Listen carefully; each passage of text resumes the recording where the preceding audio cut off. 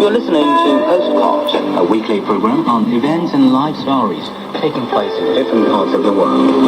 You can listen to our show at newsplusradio.cn. In South Africa, western leopard toad numbers have been in sharp decline over the past 20 years. But in Cape Town, a community of volunteers is hoping that by transporting the toads from their gardens and swimming pools to designated breeding sites, the trend can be halted. Before we come to the end of today's show, I would like to share with you an extra postcard from South Africa.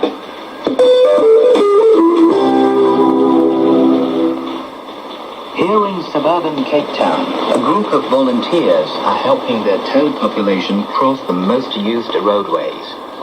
By doing so, they hope to ensure the survival of this species, which migrates towards ponds every winter in order to breed. As well as directly attempting to lower the mortality rate, these volunteers are also hoping to raise awareness among the public to protect this nocturnal creature.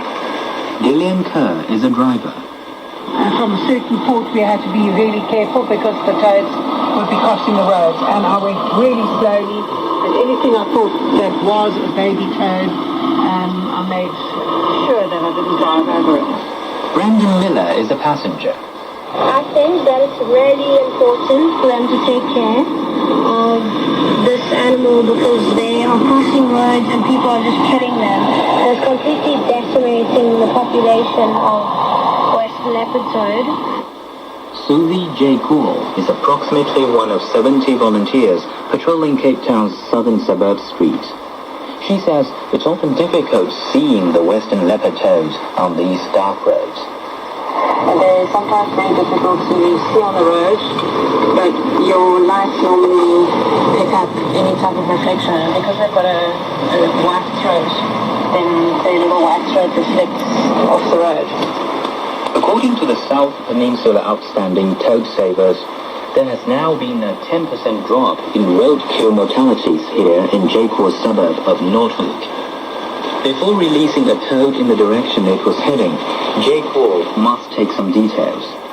The reason why we want to take a photograph of each toad is that each toad has unique markings, so if somebody came along and wanted to do something with all this data in 10 years' time, they would be able to match up all of the toads. PhD student Donovan Kruger from Northwest University is already making use of data collected by citizen scientists such as Suzy J. Cool. Saving hundreds of frogs from the roads, and that's just from the Noordhoek area. It's impossible to collect the numbers that the volunteers are collecting at the moment. So in terms of man hours, I think they can contribute magnificently. For most of the year, western leopard toads live in parks and gardens of homes, such as this one in the suburb of Tokai. Resident Sherry Klesser says she's pleased to have the toads here because they add to the biodiversity of her garden. I'm thrilled that I have found one back in my garden because I haven't seen them for a few years. And I just think they're a valuable asset to us, and I just love them. In making their annual trip through suburbia in order to mate in ponds, western leopard toads face a variety of impediments, all of which contributing to the species' endangered status.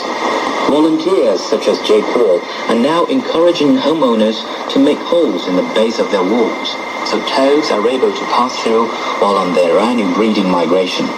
Toads can only survive in water for approximately a day, and most pools don't offer the creatures an easy way to climb out.